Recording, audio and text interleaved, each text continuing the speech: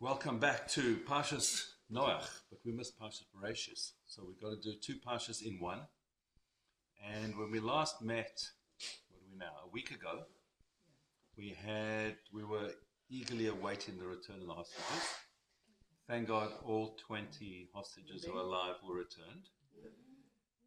They've returned several bodies, however there's still 16 bodies in Gaza. And the fragile ceasefire was broken overnight because, and I believe it or not, I've seen some reports that actually did not blame Israel on wonderful stations, like our national broadcaster. So it was actually quite good. I saw a written article, so editors obviously haven't got to it yet. But what I want to just start with is just something to thank Hashem for the miracles that have happened over the last 2 years.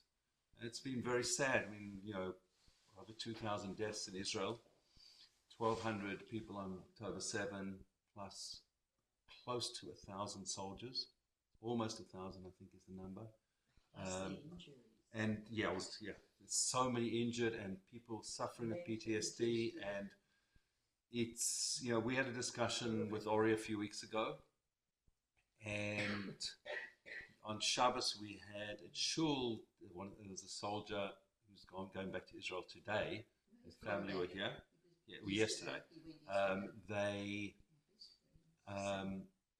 We had a little bit of a discussion. One of the people in the Shul did a Q&A with him, and he was in Gaza and described some of the things that he encountered. The one thing that stood out was the morality of the Israeli Defense Force. How, we know it's the only time in the history of warfare where a country gets invaded, they attack back and still provide aid to the people that they've been attacked by. And that's continuing. He spoke a lot about that, and it was fascinating. But I just want to discuss a few of the stories I've seen in the last week from some of the returning hostages. What stands out most with these hostages is many of them have no knowledge of Torah and mitzvahs, no knowledge of anything. And they found Hashem in the dungeons and tunnels of Gaza. So the first story, and you may have heard some of these, you may not have, and I hope I'm presenting them appropriately, but the first story I saw a video. I'd seen a report of the story before. There is a rabbi who's known as the Yenuka. He's a young rabbi, he was born in 1988. And he is Rabbi Be'eri.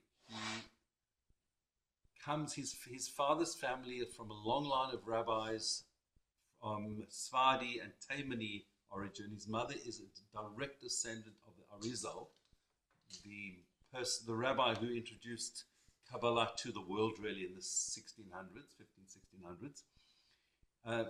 The word Yenuka means child or youth, because he was a absolute Ilui, a genius, as a child and still is. Gives shiurim, and he's a musician as well, and he has gained an incredible following.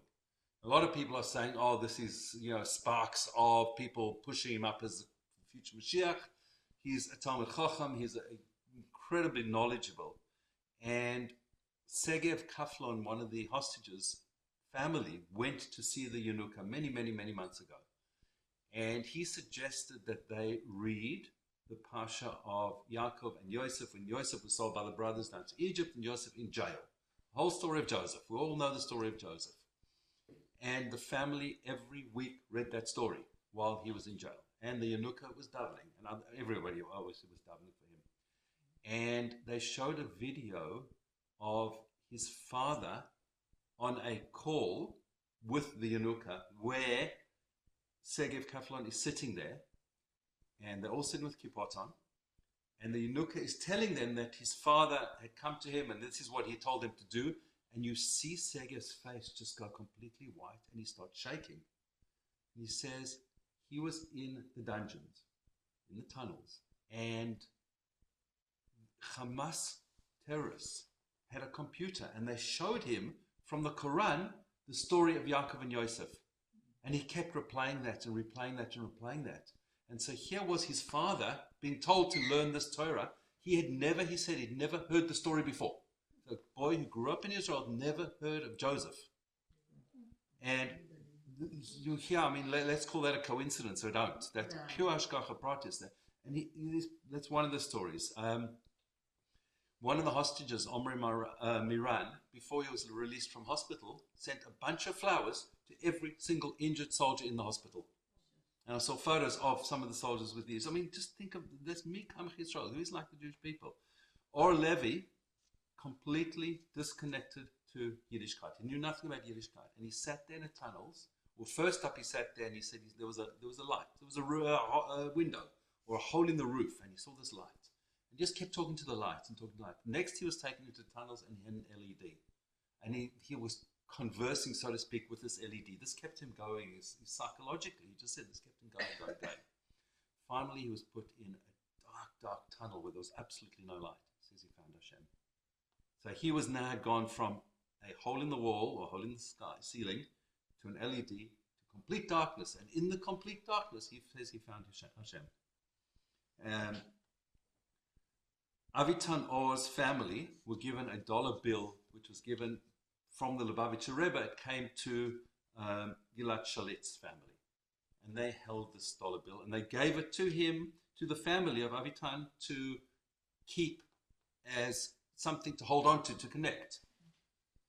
Written on top of the dollar bill, I've seen a picture of it, in Hebrew writing, is the date of Hoshana Rabbah, the day he was released. They had this bill the whole time, not realizing that was the day he was going to be released.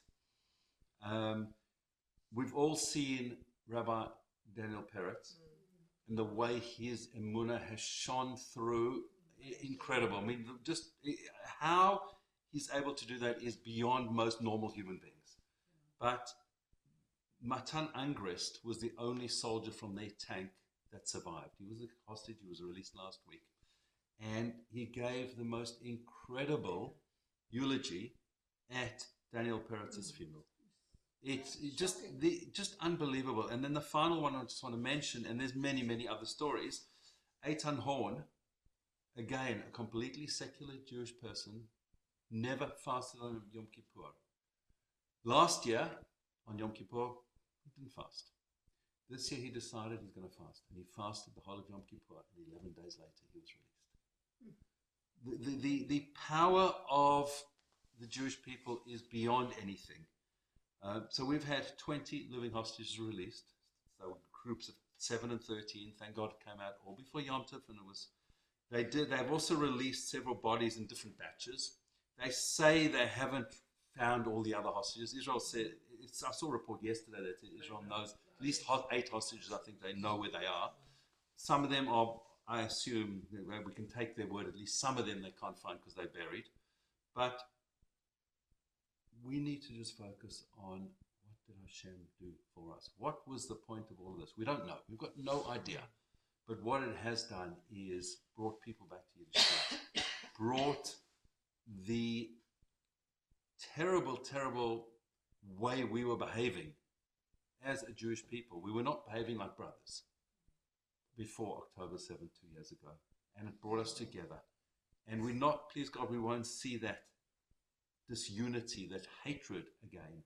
There's still things going on. There's still people that are misbehaving.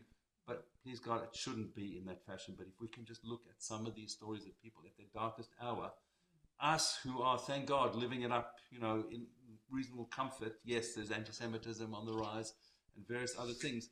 What can we do to take a step just to come closer, just to connect to our Yiddishkeit, to Hashem, and to each other? So that's really just a little introduction on what we've gone through. Please God, this war shouldn't start again. As we said last night, yesterday there was some issues, but Hamas need to realize that they need to be on their last legs, and this should be the end of them. And we actually encounter Hamas in the 6th Parsha, in Parshas Noach, which we'll get to. Okay, so we need to try and, these Shirim are connecting to the Parsha Shirim, and so we didn't connect to Parshas Bereishis, because Bereishis was last Shabbos. And so what I would like to do is run through what was in Bereishis, run through what's in Noach, do very quick summaries of both, and then just focus on something which I've spoken about and alluded to many, many times, and it comes through both of these parshas in different ways. And so let's see what was in Bereishis. So Bereishis, obviously, we all know, starts with creation. In the beginning, Hashem created heaven and earth, shaping the world from chaos. The Torah says this tohu vavohu, the world was in a state of chaos, and Hashem brought this all together. And over the 6 days, he created the world from light and dark. Interestingly enough, light and dark is created on day 1, and the sun and the moon and the stars are created on day 4. That tells us that the sun, whilst it's a provider of light, there is some other source of light. There is something else beyond the sun. There's night and day, and there's sun and moon. And yes, they do coincide, but there is something beyond that. It's known as the Oreganos in some cases. Adam Arishon and Chava experienced it for 36 hours, this supernal light.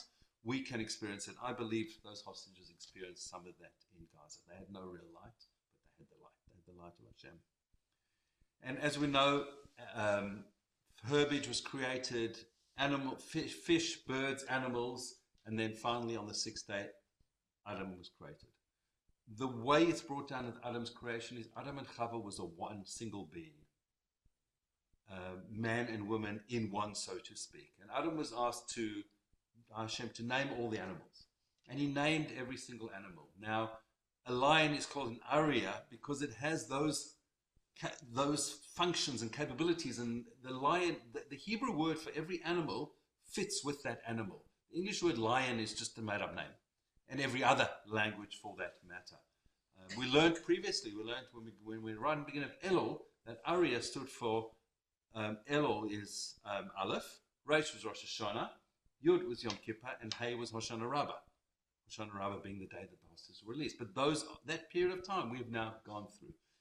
The king of the jungle, the king was in the field, Hashem was with us during that time. So all of this every animal has extreme deep meaning.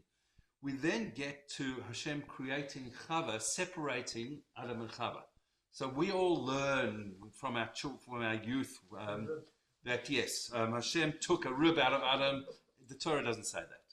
He put Adam to sleep, put him into some anesthetic state, and so that Adam would not realize something was being removed. The Torah says from his side, not from ribs on the side. He took. And essentially what we can see is if this was a being of man and woman, he removed and separated them. But then the Torah says man and woman must get together and get married to become one flesh. That's what the idea of marriage is, to come back to that state of oneness that we were at the beginning of creation. We then have the first sin. Adam is told, don't eat from one of the trees. There are many Meforshim who say that all he had to do was wait till Shabbos. And at Shabbos he could have eaten that fruit, but various things happened. And there's lots of interpretations from deeper levels, who was Adam, who was Chava, and who was the snake. What was their relationship? Essentially, Adam was told, don't eat from this tree. Adam told Chava that don't eat from the tree and don't touch it. He added on, but he didn't say, he said, God said that. And that was his problem. There is a concept in halacha, the Torah says these are the mitzvahs. The rabbis have the ability to put fences around the mitzvahs to protect us from not messing up. All Adam had to do was say, Hashem said don't eat from the tree, and so that we don't come to eat from it, don't touch. But he didn't. He said, Hashem said don't eat and don't touch. Chava tells the snake this, the snake knows that's not true, and that's where things fall down. We need to know what's a Torah mitzvah, what's added by the rabbis, and where can we draw the line? We are not allowed to add mitzvahs. We've got a set of mitzvahs. And so that led to the snake, the serpent, the Yetzer Hara, which is really that we'll call it the evil inclination, that negative side of things, was outside of the body. And what eating the fruit did was brought it inside us. It made it part of us. And so we have these Tov Yetzer Hara battling all the time. Do this, don't do that. Just testing us. And we all fall down. Every single human being falls down at various times. it's getting back up on that horse again and getting back and just keep trying is the message we take from that. The Parsha goes on to describe then how they had two children, Cain and Abel, as we say in English. The way the Torah describes it is it uses the word es, meaning and it uses it three times with Cain and Abel to tell us that the rabbis learn out from that with them was born twins, girls with one of them and a separate girl with the other. That's who they were able to marry. Otherwise, Chava was the only woman in the world. And so we learn it from that. Chava is called Chava because Adam says to her, oh, even though you made me sin, Chava meaning life, you are the mother of all life. All human life is coming from you. As we know, Cain killed Hevel. Cain brought an offering. He became a shepherd. He became a farmer. He brought like some low products. He thought, let me just bring something to Hashem. And Hevel brought the best of his flock, first of his flock. He was a shepherd. And Cain got upset. They had a disagreement, and Cain kills him. Cain is then made to roam the world. And he has children. The Torah lists all his children and grandchildren and generations for 7 generations. Eventually, he's killed by his great-great-great-great-great-grandson, inadvertently. The Torah lists that one of his great-great-great-granddaughters was Naamah. Just lists as Naamah. It then says that Adam was again with Chava, and they had a child called Seth, I guess the English version of it. And that was 130 years after the creation story. So Adam was 130 years old. And the Torah lists all the generations and goes through all these generations and how man was going up and down through the generations until finally we have somebody called Noach, and Noach found favor in Hashem's eyes. Noach finds favor, and the world is at a very low point. And suddenly there's this person called Noach, and he is doing the right thing by Hashem, and that ends Parshas Bereishis. We are 1,600 odd years into creation. Noach is 600 years old. He's got 3 children, Shem, Cham, and Yefes, and he is married to this woman called Naamah. So all of mankind, from the male side, comes through Shais. Cain and Hevel's gone out the picture. However, because of Naamah, mankind actually comes through both, just as an aside. It's not brought directly in the Torah, but we learn it out. And why would the Torah bring her name just theirs? Because the Torah doesn't put people's names in there except for a specific reason. Everything's got a reason. The Parshas Noach. We've now got this world filled with corruption.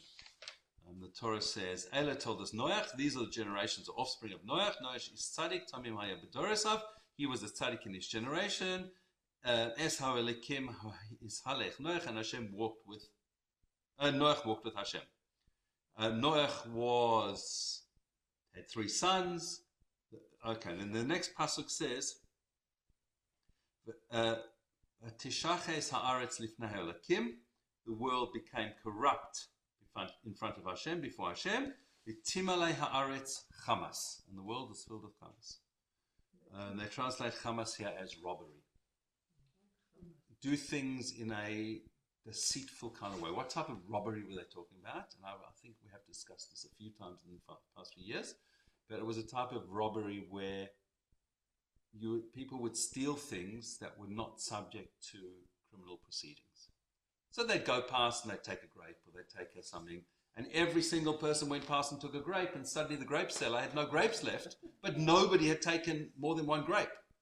That was a type of thing. Just nibbling away, until it got so bad that there was an invasion. I'm alluding to the Hamas side of it. But that word, the Hebrew word Hamas, means petty thievery, just robbery, just things like other things that were going on. The world had become completely corrupt.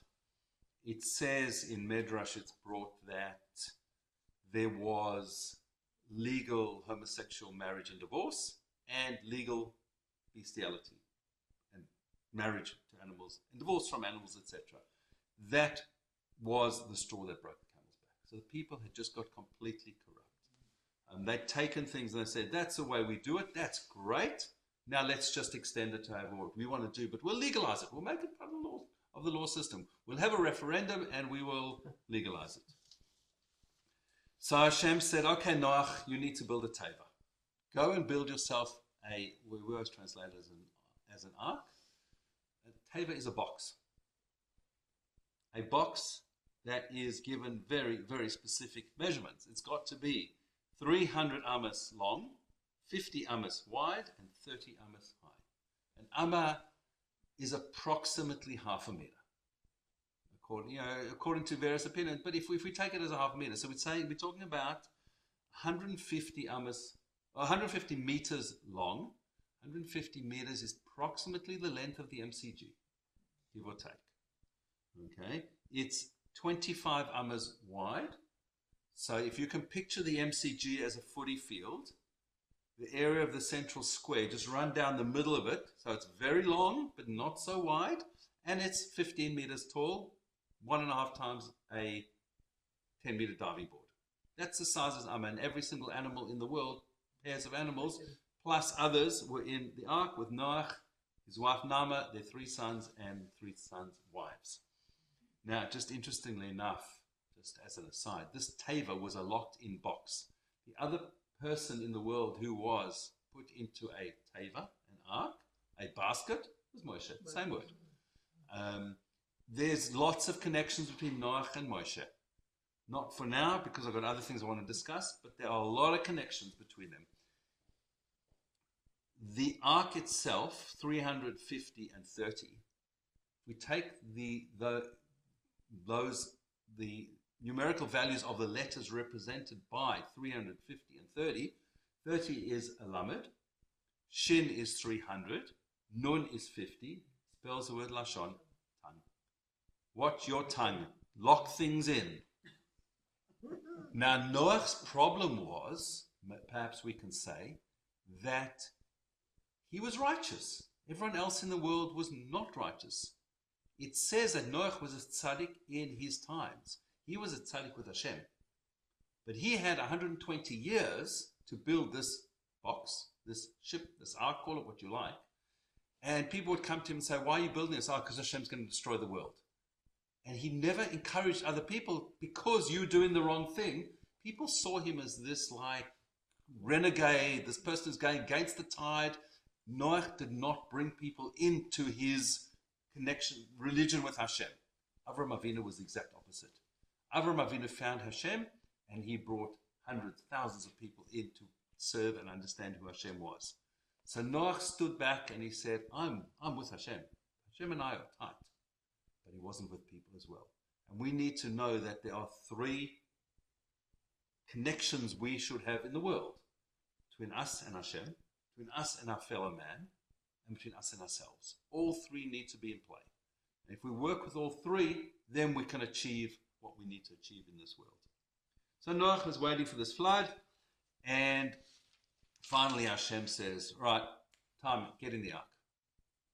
And Noach goes, and the animals come to Noach 2 by 2, as we know, songs about that, and 2 of every animal and bird all come into this 150 meter long box, wooden box, and it's supposed to float on the waters. How it floats, it's hard to understand. It's not, I was going to say it's not the Titanic, but the Titanic didn't float. And they all come in, and Noach is told to bring in 7 of every kosher animal, 7 pairs of every kosher animal, and all these animals are in this ark. And the rains come down. For 40 days and for 40 nights, the rain come down. And we have another 40 days and 40 nights. Moshe Rabbeinu was on Har Sinai for 3 periods, but for 40 days and 40 nights. There's a lot of similarities. I wasn't intending to discuss them, but they might just come through and pop in. So the flood goes on when Noach was 600 years old, went in the ark, and this flood is happening. And the flood waters keep rising after the 40 days and 40 nights for 150 days. So much so that the entire world, barring one country, is completely flooded. It's brought down by the unfortunate that Eretz Yisrael there was no flooding there. And after 150 days, the flood waters slow down. Hashem sends a wind and things start settling down. And this ark eventually comes to rest on the mountains of Ararat. Nothing to do with Ararat up the road here, but it's probably, I would imagine it's named after this. Noach, the ark is resting on the mountain, and eventually Noach sends out a raven. You know those blackbirds we call crows? Those are really ravens. Sends out a raven, and the raven, I'm not sure how this is to be understood, but the raven just circles around and around, and it's brought down in Chazal that the raven was worried that Noach would go and mate with the raven's Mrs. Raven. And so that's why it was not happy. There's obviously a lot of depth to that, but whatever that means, the raven was part of the corrupt society that was before the flood, obviously. Mrs. Raven. Well, what else are you going to call it? Raveness? No, I don't think so. No. Raven. Today you never know. Yeah. Okay, so the raven comes back, and then Noach sends out a dove, and the dove finally returns with an olive leaf. And hence today that olive leaf has become the symbol of peace across the world, often used the wrong side of peace, but it still is. And this was a sign to Noach, the world is dry, there's things available. He waits again, sends the dove again away, and the dove again is a symbol of peace. That picture of a dove with an olive branch in its mouth is the world's symbol of peace. Finally, Noach's first month of Noach's 601st year, the dove gets sent out again, doesn't come back, and Noach is now ready. After just over a year in this teva, the world is going to start again. New beginnings. The ground is dry, and Noach is commanded by Hashem to leave the teva. They all go out, they bring all the animals with them. The intention now is to repopulate the earth from these 8 people, plus all these animals. Noach builds an altar, and he brings these 7 pairs of animals, of every animal. I tried to do a calculation, but it was around about 120 days or thereabouts of offerings that he was bringing. Brought an animal or 2 animals every day. He brings all these animals, and the Torah says that Hashem felt in his heart. It doesn't say that Hashem told Noach.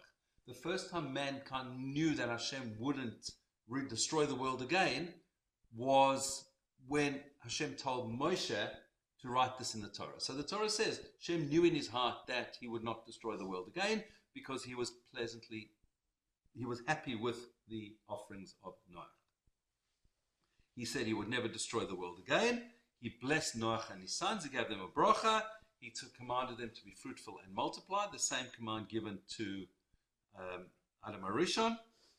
And man was told that they can eat all living flesh. They can eat anything around, except they're told they're not allowed to eat the soul. And the mitzvah called Eva Min Achai, to not eat a limb of a living animal, in other words, don't chop off a limb of an animal while it's still alive, is one of the 7 mitzvahs B'nai Noach. And I'll go through them shortly when we finish the Parsha. I want to go through what those 7 obligations of mankind are. But this was the 7th one. The first 6 were actually given to Adam Arishon.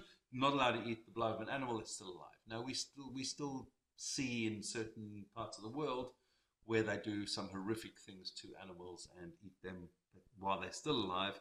That is going against one of the 7 Noahide laws. Hashem then promises Noach a lasting covenant. He vows he'll never destroy the world again. And as a sign, he gives us the sign of the rainbow in the sky. We know that when a rainbow is in the sky, it's a sign that the world might not be behaving so correctly. Yes, we know the scientific side of the rainbow is refraction of the light, etc. But Hashem changed things up here that if there's a rainbow, then we need to know we need to behave better. And interesting enough, there's a special bracha we say when we see a rainbow. It's from a halachic perspective, we don't go running around telling people, oh, look at that beautiful rainbow. No, take a step back and do tshuva. It's time we need to do something better. Noach then plants a vineyard from vines that he took from Gan Eden, and wine grew, or grapes grew, he pressed into wine on that day, and he got very drunk. Cham came in and disrespected Noach. What he did, whether he had homosexual relations with him, whether he castrated him, whether he just saw him, there's lots of different opinions what he actually did. But then Shem and Yefes, Noach's other two sons, came in and held up a blanket and covered Noach. And Cham was cursed that his children, Canaan particularly, would be slaves to other people in the world. And Shem and Yefes were blessed. And Yefes, being the great-great-great-grandfather of Yevonim, the Greeks were blessed that they should dwell in the tents of Shem, and all the art and theatre and all those things came out of Greece was from this blessing. Shem was blessed that we are descendants of Shem, that we are connected to Hashem. The word anti-Semite comes from Shem. That's where it comes from. Noach lived 950 years, and all 70 nations of the world listed in the Torah came from Noach's descendants. The Torah goes through the genealogy of all the people that were born. Yeah, obviously not every single person, but all the leaders going through, all the way through each of the descendants of his three sons. Everybody spoke one language. They were all united. Along came this person called Nimrod. It's interesting how in Israel there are people who are still today called Nimrod. One of the hostages was named Nimrod.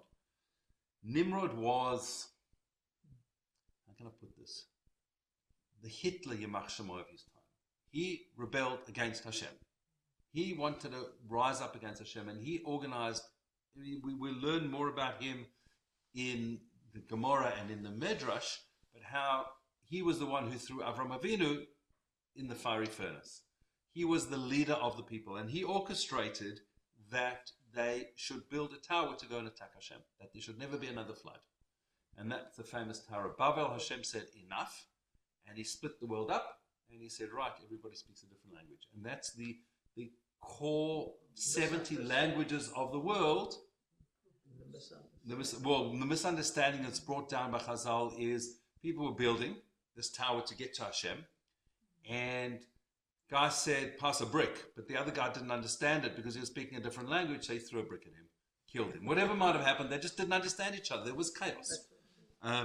But the line of Shem continued, eventually through Terach. Terach had three children, Avram, Nachor, and Haran. Haran was the father of Lot. The Torah tells us these names again because many of them, they lead through. Terach took Avram and Sarai, his Avram's wife, and Lot from Ur-Kasdim to Canaan. Sarah was Avram's niece as well. And towards Canaan, and Terach lived 205 years and he died. And that leads us into next week's Parsha, which is Lech Lecha, which is Hashem tells Avram, now go to the land of Canaan. That is the two Parshas that we've just covered in 33 minutes. Okay, plus we had even less than that. Okay, just very quickly, I think it's for, yes, the 7 Noahide laws. Sheva Mitzvahs B'nai Noach. It's brought down in the Gemara in Sanhedrin, on page 56a. Rambam in Hilchos Malachim brings it down, but essentially, Adam HaRishon was given 6 laws. Noach was re-given these laws, and the 7th one. So, Avodah Zorah, idolatry. Not allowed to worship idols. The world became filled with idol worship, which is one of the reasons why Hashem had to destroy the world. And again, it happened afterwards through this Parsha in the times of Noach's descendants, idol worship. We learn from Avram Avinu. We always talk about how Avram Avinu discovered Hashem in a world of idolatry. Birkas Hashem literally means blessing Hashem's name. It's taking Hashem's name in vain.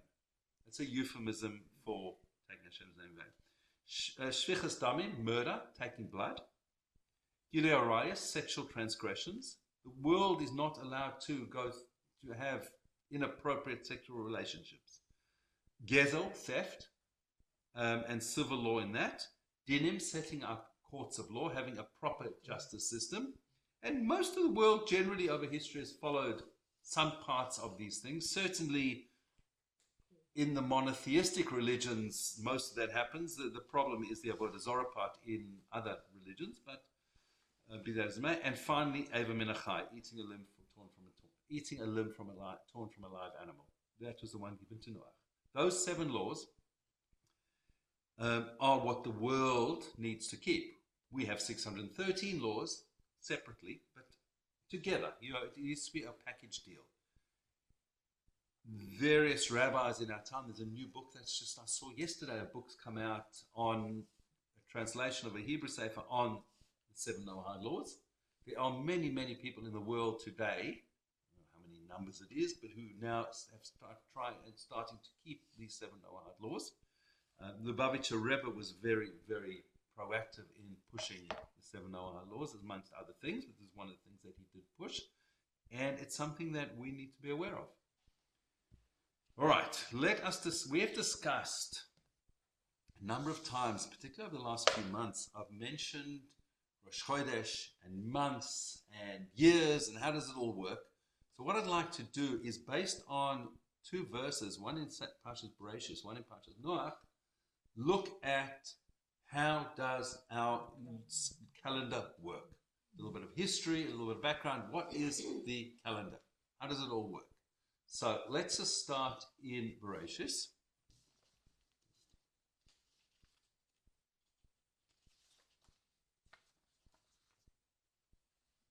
Right at the beginning of creation,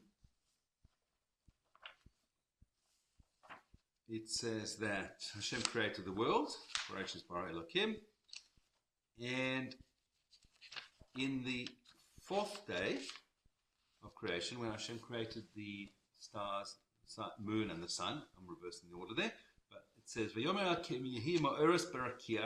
Hashem said, let there be lights in the firmament of the heavens, separate between day and night, that they should be signs for festivals, and for days, and years. And there'll be lights in the firmament that shine down in heaven, that shine down on the earth, and it was so. Hashem made 2 great lights, the greater one to dominate the day and the smaller one to dominate the night, sun and the moon, and the stars. And Hashem set them in the firmament of the heaven to give light upon the earth, to dominate by day and by night, to separate between light and darkness. Hashem saw it was good. Evening and morning, 4th day. That's the description in Bereishis of the 4th day. So there was a pasuk that said, or the pasuk said, that these lights in the sky will separate between day and night, signs for festivals, for days and for years. There were no festivals in the 4th day of creation. Obviously, Hashem is putting this in place for future times.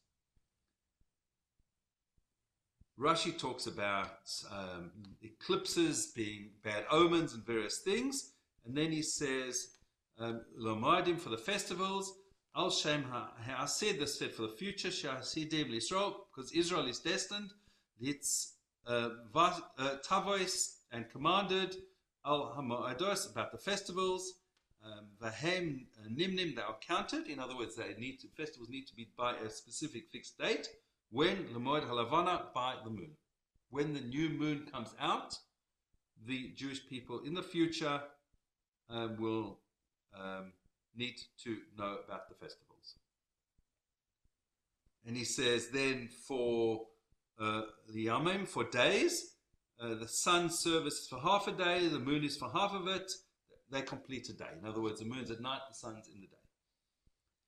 For Shanim and for years, L'Soif Shlosh Meos Shishim Chamishish Yamim, at the end of 365 days, Revius Yom, and a quarter of a day, Yigmu Me Halachan, to complete their passage. In other words, through the 12 signs of the zodiac, which serve them. In other words, the mazalos, the zodiac signs, forget about the horoscope. That's horrible.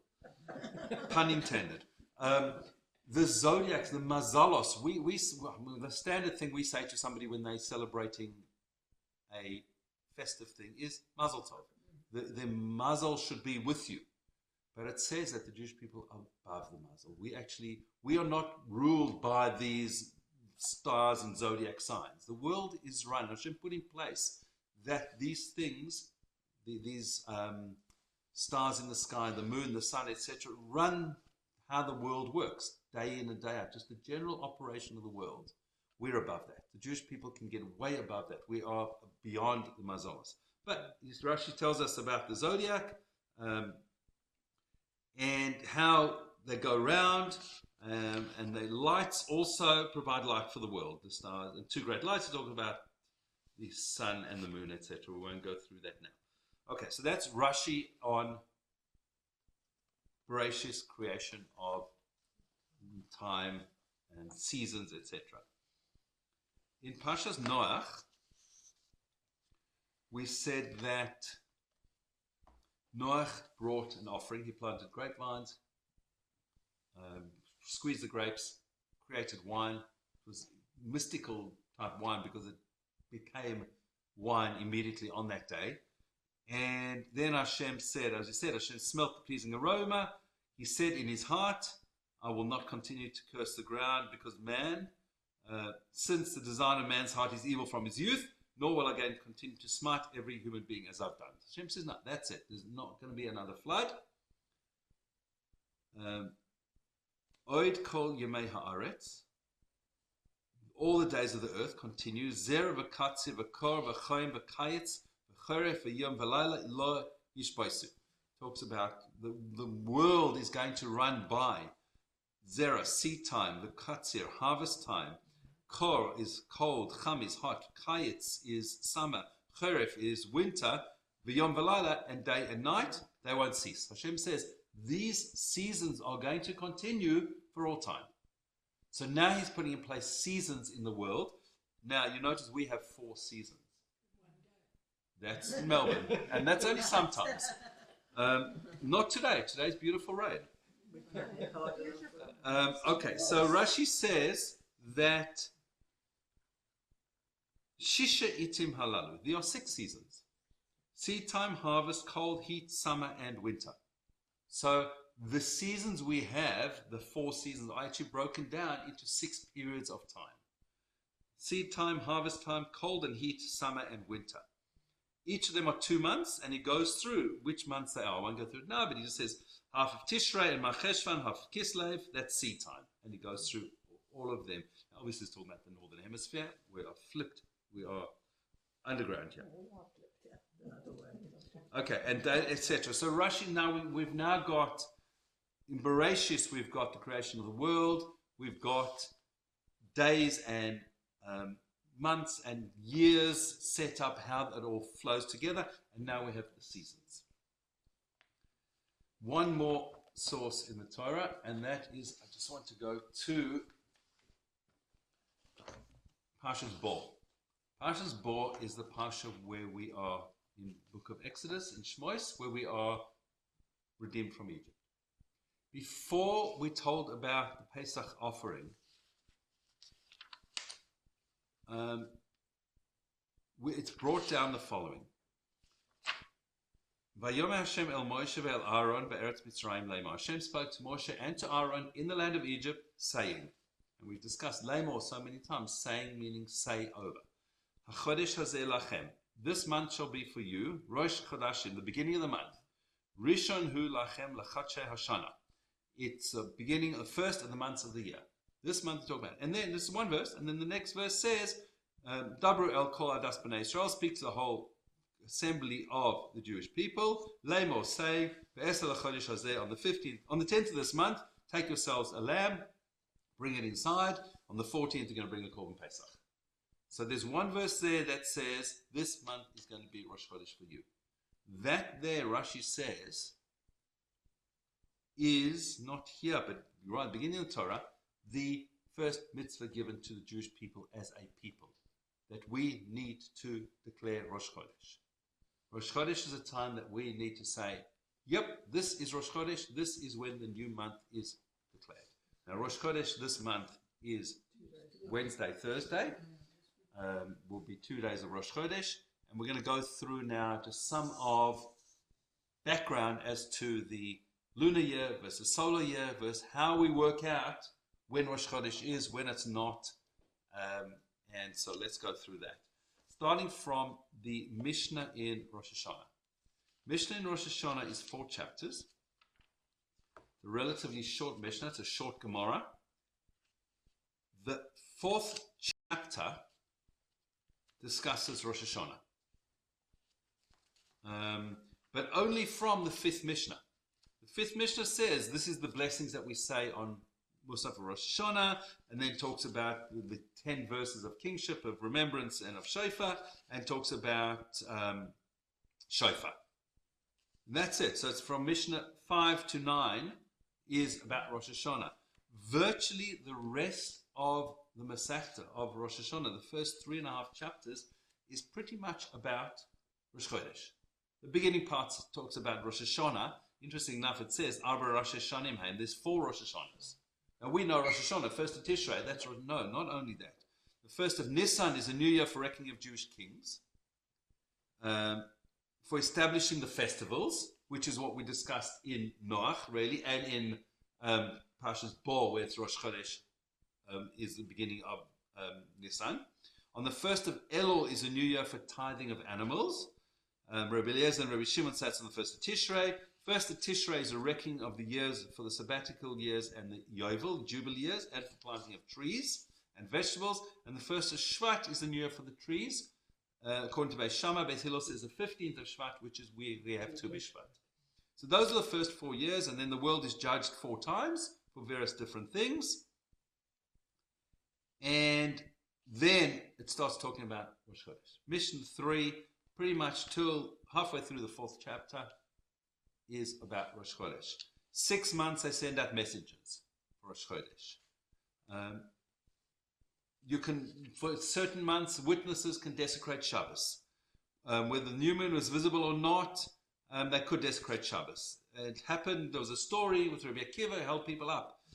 Father saw the new moon with his son. Should they go? Because a father and son are generally not allowed to be witnesses together, because you can't be a witness with a family member. So in our times, simple case, at a wedding, you always hear the rabbi say, these 2 people who are going to witness putting the ring on the girl's finger are the only 2 kosher witnesses here. There's a halachic reason for that. Now, if all of them are related, or they're related to the bride or the groom, that's an invalid wedding. And every now and again you hear stories whereby it comes out after the fact, oh, hang on, this is the bride's uncle or the bride's mother's brother-in-law, whatever it might be. And suddenly they'll grab 2 witnesses and they'll go and redo the ceremony quietly in the background. Every now and again you hear it. It's very rare because the rabbi knows what he has to do. But it occasionally does come out. There's several stories with Rabbi Moshe Feinstein with various different witnesses and how he handled that. People who are ineligible to be witnesses. You want to be a witness, you can't be a dice player, a person who lends with money, a pigeon flyer, people who deal in Shemitah produce and slaves. And certain things men and women can be witnesses for or not. Dice players and pigeon flyers is gambling. A gambler cannot be a witness. Because a gambler, coming back to this Hamas, to some degree is stealing from other people. Because a person who is a professional gambler is reliant on that to earn his income, and he's playing with somebody else who's reliant on his gambling to earn his income, and therefore he's taking income from another person. It talks about how you can carry people. It goes on and on and on. About the Beis Din, how they did it, what they did do. And essentially the halacha says, well, it's up to the Beis Din to determine when the moilad is. When does the new moon appear? Now we know in Shul there's an announcement when we are doing Mevachim HaChodesh, benching for Rosh Chodesh on Shabbos before Rosh Chodesh, which we do 11 months a year. Interesting enough, we don't do it the week before Rosh Hashanah.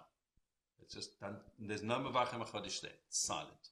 But every other month we announce that we have a whole ceremony, we have the most beautiful prayer service, asking Hashem that we should be healthy, wealthy, wise, etc.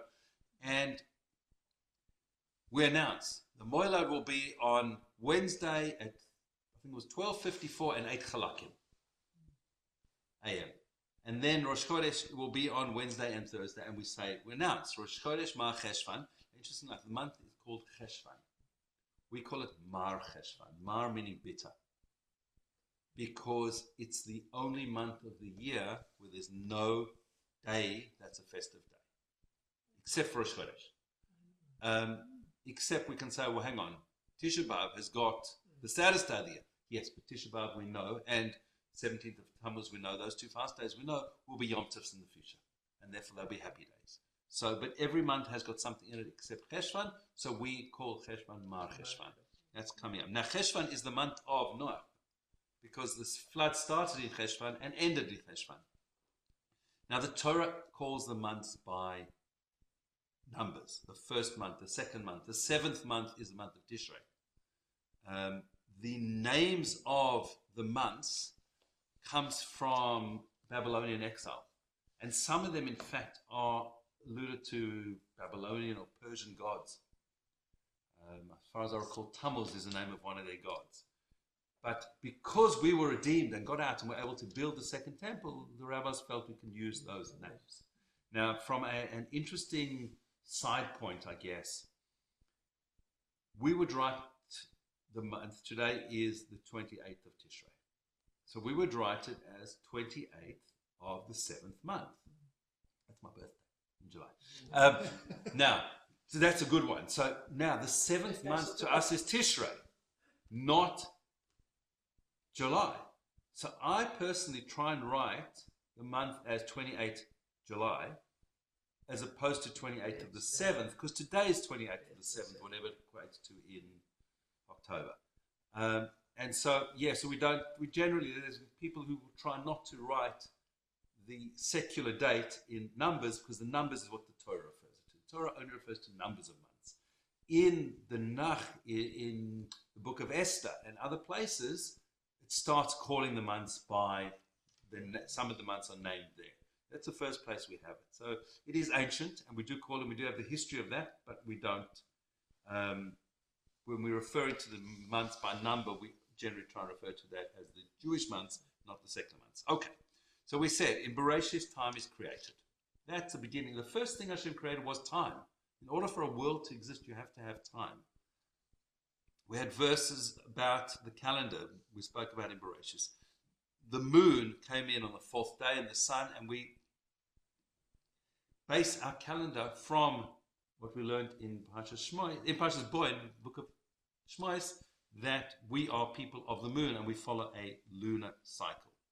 And in Noach, we learned that there are these 6 seasons that were promised, and the world would continue to go in this continuum of seasons. Over time, what used to happen was witnesses would see the new moon. They'd know what it looked like. And the Gemara discusses how Rabban Gamliel had little diagrams or models of the moon. How did it look? And they'd ask the witnesses, was it in the eastern sky, western sky, was it big, was it small? How did you see it? And then they'd ask the second witness, and if the evidence was correct and they agreed with each other, then the Beis Din would announce Mekudesh, it's holy, it's sanctified, and that would be Rosh Chodesh. They knew, however, exactly when Rosh Chodesh was, and they were able to play in early days, first temple, second temple times. They were able to play with the calendar. We know, for example, Yom Kippur in our calendar, and I'll come back to the development of our calendar, but Yom Kippur can never fall out on a Friday or a Sunday in our calendar. In fact, every single day of the year, your birthday can only fall out on 4 days, of 4 days of the week. Whatever those 4 days are, you can look that up and work it out. I know, for example, my father's yahrzeit can never fall on a Shabbos. It fell out on a Friday, on a Sunday, on a Thursday, and I can't remember the other day, but 4 days of the week. So Rosh Hashanah can only be on 4 days of the week. Yom Kippur, etc. Every day can only be one of 4 days. It's just the way the structure of everything fits so perfectly together. So the Beis Din were able to play around a little bit with the calendar. In other words, they didn't accept witnesses today for various reasons. They only accepted them tomorrow. So they declared Rosh Chodesh the next day, not that day. They knew that the month was, and I'll come back to, let's discuss it now. A lunar month calculated by Chazal is called 29 days, 12 hours, and 793 chalakim. Now, a chelek is a part. It's just a little bit of a part. 793 chalakim. Oh, let's go differently. A chalek is 1.1080 of an hour. Okay, so an hour is 1,080 chalakim. 12 hours is 12,960 chalakim. And so we've got a month works out 29 days and 13,753 chalakim. If you take the 12 hours, 73, we're not going to remember the 793 chalakim. Essentially what we get to in our numbers is every month is 29 days, 12 hours, 44 minutes, and 3 1/3 seconds. And that's important, okay? But you'll see it's 14 minutes and 3 1/3 seconds more than 29 and a half days. Just over 29 and a half days.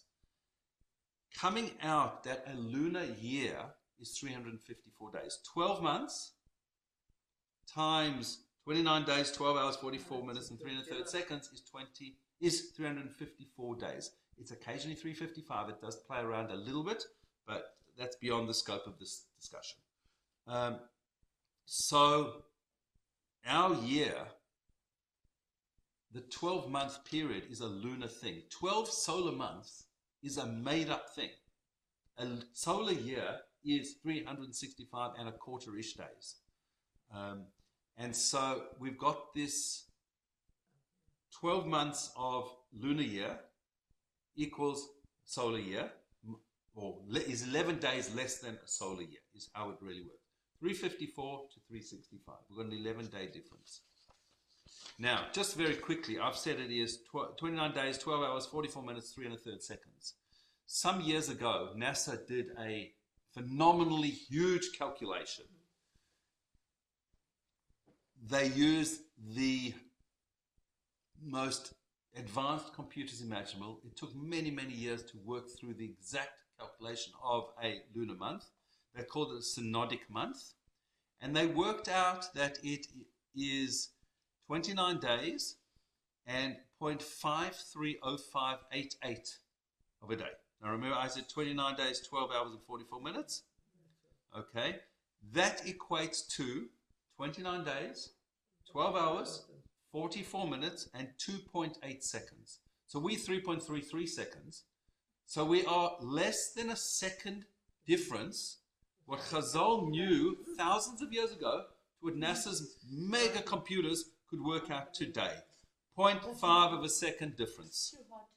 Okay, it is. But just remember, NASA used the mega computers to work out something Chazal knew, and NASA were within a half a second of what Chazal calculated. I'm not saying the other way around. NASA hasn't got it quite right yet to the decimal place. Okay, so this is 2,000 years before telescopes, before anything. Chazal knew exactly what they were doing. So as I said, the issue is we've got 354 days in the solar year versus 365 and a quarter days in the lunar year. 11-day difference. Now, there are various people who follow a lunar year. I've got my notes out of order here. So yes, we've got essentially the Jewish people, obviously, follow a lunar solar year. The Chinese people, Chinese New Year, we always know falls around January, February, and they have a 19-year cycle similar to ours, not quite exactly the same, but it's roughly based on the same pattern. The Buddhists and Burmese and Thai people also have it. They derive it from an Indian system, and they insert leap years and months and days in various times, but they have a 19-year cycle as well. The Hindu people in India and Nepal, they add a leap month called Adhik Mas, based on this, when there are two moons in one solar month, they add in a leap year. So we know sometimes you'll get what we call a blue moon. That's when they add it in. Blue moon being that there's within a 30 or 31 day period, you get 2 Rosh Chodeshes. And correct. And the Muslims have a lunar calendar which is just straight lunar. So the Muslim year works every year. They lose 11 days, so to speak. So if Ramadan starts today this year. It's 11 days earlier next year. In 3 years' time, it started now in our time in spring. In 3 years' time in winter. 3 years approximately after that, it'll be in spring, in autumn, etc. It'll go around and get earlier and earlier. Yes. And then we have the solar year. So the solar year is, as we said, 365 and a quarter days. Came along the Julian calendar. I've mixed up my page numbers completely now. Okay, the solar year. The Julian calendar. I went through all these notes and I got them all in order. No, it took me 3 minutes. So the Julian calendar was introduced in Roman times by Julius Caesar in the year 46 BCE and was used across Europe. It was a solar calendar and was meant to keep in step with the tropical year. In other words, 354 and a quarter days was the Julian year. Every fourth year is a leap year. Therefore, you'll get to 365 days revolving, worked perfectly. However, come along Pope Gregory the 13th in the year 1582 of the Common Era, and they realized we've got a bit of a problem because the year is not exactly 365 and a quarter days, it's slightly out, and the Julian calendar is 0.0078 days per year out, too long. And so what he did was reinstituted the calendar by saying century years are not leap years unless they are divisible by 400. So the year 2000 is a leap year. Year 2400 will be a leap year. 1600 was a leap year, but 17, 18, 1900, 2100 will not be leap years. And that corrected the calendar. The problem was they were about 10 days out in the 1500s from the time of Julius Caesar in 46 BCE to 1582. They were about 10 days out. And so they just kind of jumped 10 days. And that has ramifications for us. And so they say the spring equinox on March 21 in 325 of the Common Era, the accounts of Nicaea, where the whole thing of Christianity was kind of like embedded and the New Testament was put in place, for want of a better term. By the time of Pope Gregory in the 1500s, the Easter festival was completely out of sync. It was 11 days out. And so Pope Gregory basically just lost 10 days. He skipped 10 days to align the equinox from October the 4th to the 15th. It became October the 15th, and that corrected everything. The problem was that not all of Christianity accepted that. And the Eastern Christian religions didn't accept this change. And that's why you still have, you'll suddenly hear in early January that the Greeks are jumping off the pier in the bay to go and find a cross or whatever they do, because that's their day, as opposed to 25th of December. But eventually all of Europe did move to this time, certainly from a calendar perspective, maybe not purely religious perspective. In 1582, the Catholic Church adopted in Spain, Italy, Portugal, and Poland. In the 17 and 1800s, the Protestants started accepting it in Britain. It was 1752, where they skipped 11 days. And in the 1900s, civil governments of most Orthodox nations, Russia in 1918 from the revolution, Greeks in 1923, changed, although their church still keeps the old Julian calendar for their festivals. This is the Gregorian. Always different. There's always going to be a difference. So this is the Gregorian. This is called the Gregorian calendar. Yes, so we had the Julian calendar and the Gregorian calendar. Okay, so how do we calculate this difference? Let's just go back historically quickly. The Beis Din used to set the calendar. The Sanhedrin, the great Beis Din, witnesses would come along, they interrogate them, as we said, and then they would send out messengers to all parts of Israel. And remember, in Second Temple times, most Jews lived out of Israel, in Babylon, in Persia, in Syria, various other areas around there, and into Europe as well. They therefore could not get a message out quick enough to everybody. So the reason why we have 2 days Rosh Hashanah across the Jewish world, in Israel as well, because Rosh Hashanah is the only festival that's on at the beginning of the month. Every other festival, including our rabbinic festivals of Purim and Chanukah, are later in the month. Purim on the 14th, Chanukah on the 25th, towards the end of the month. So it's not a big deal.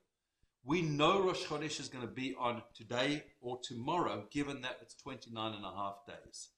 So therefore, we know if Rosh Chodesh was 29 days ago, Rosh Chodesh is either going to be today or it's going to be tomorrow, one or the other. In this case, it's going to, Rosh Hashanah was on Tuesday, right? The first of Tisha was on Tuesday. Therefore, this Rosh Chodesh is going to be on Wednesday or Thursday or Wednesday or both. And the both means because of this half day. So generally, the way we work is we have one day Rosh Chodesh and then we have 2 days Rosh Chodesh. Then 1 day, then 2 days. A couple of months change around Chanukah time are a little bit variable just to counter the slight differences. But we know. So then they'd send out messengers, but then the messengers got attacked. There were anti-Semites around. And so they changed the system and they did a flag system. And so they had one person standing by the Sanhedrin on a mountain, he'd wave his flag. And the next guy would wave his flag. And until they saw the flags. They had a fire system where they'd light fires on the mountains, and as that you saw the fire on that mountain, you'd light on yours and yours, etc., and so that it would spread around. But people then were lighting fires to trick them and light in the wrong day. And then it rained. And then, so they eventually, well, no, if it rains, then Rosh Chodesh is by default on the second day. If they don't have, to put out the fires. No, it's different. That's okay. That's why we had flags. So we had messengers, we had fires, and we had flags. 3 different systems. It got to a point now the Sanhedrin is now exiled from Jerusalem just before the destruction of the temple in the year 70, the Common Era.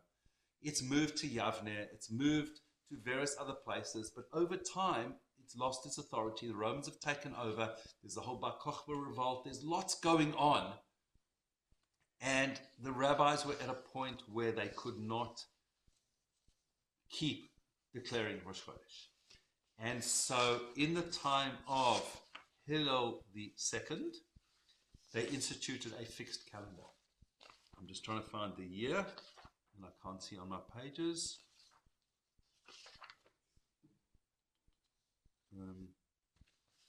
Okay, so they introduced a fixed calendar. The way we handle our fixed calendar is we have 12 months in the year. Every 19 years, we know the cycle. I won't go through the numbers now, but there are, when we get through 19 years of lunar cycles, we get back to the same place we were at the beginning. So the lunar whole cycle is 19 years. That works out to be 6,939.602 days, just on the side. Okay, so our lunar cycle works 19 years, but if we just left it, we'd be behind by 7 months or thereabouts. So what we do in the 19 years, based on this fixed calendar of Hillel and that the rabbis introduced at the time, we add a 13th month. So if now, remember when we Parshas Bereishis we had Pesach, we had Rosh Chodesh is introduced, and now on the 10th take a lamb, on the 14th is Pesach. It then goes on to say, which we didn't look at the Pesukim, but it goes on to say Pesach needs to be in spring. Now, 2 years later or 3 years later, Pesach is not going to be in spring anymore, it's going to be in winter. So in the early times, as the rabbis saw that Pesach was falling back, they'd add a leap year. Make it a leap year, they'd add a month. in Jewish terms, a leap year is known as an ubayar, a pregnant year, because it's got extra month in it. So we add a month of Adar, the month before Pesach. That's the time they added in. Now they knew beforehand when they were going to add it in. They'd worked out, we're getting too early, we need to add it in.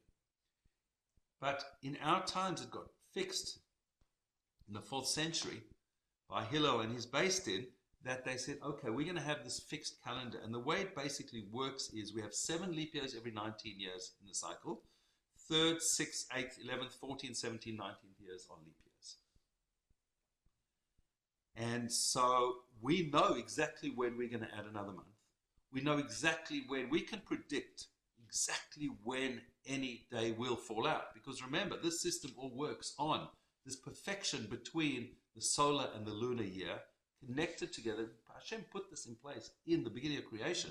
The rabbis knew exactly what they were doing and how to correct it and how to keep it in place. But at the end of the day, it's up to Chazal, up to the rabbis of the Sanhedrin to decide when is the new month. Because Chodesh Hazeh Lachem, this is a new month for you. You decide. We decide when's Rosh Chodesh. By the Beis Din deciding when's Rosh Chodesh, Hashem says, right, this is when the festivals will be. And so we have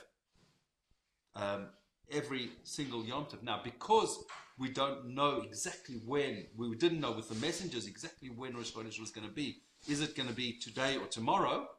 By the time the messengers got out to the far-flung parts of the diaspora, they were told, oh, Rosh Chodesh was 16 days ago. When do they keep Yom Tov? Do they keep it on the 15th, on the 16th for Pesach and for Sukkot? If they keep it on the 15th, maybe the next day was Rosh Chodesh, so they keep 2 days. That's where our 2 days comes from. Now, we know exactly when the Moilad is. We know the exact moment, as we said, when the moon comes out. So we know when Rosh Chodesh should be. But because traditionally and historically we kept that, and we're going to go back to the system when Mashiach comes and the Beis Hamikdash is established, that the Beis Din, the Sanhedrin determines when is Rosh Chodesh, we keep the 2 days of Yom Tov. And so therefore we have our 2 days. So we need to know that when Mashiach comes, we are going to go back to a system. And the system is a system that Hashem put in place from the very first days of creation. From the beginning of the world, this system exists. Our fixed calendar is set for 6,000 years. Hillel's Beis Din said, no, we cannot go beyond 6,000 years because we know that the world as it exists today is going to last for 6,000 years.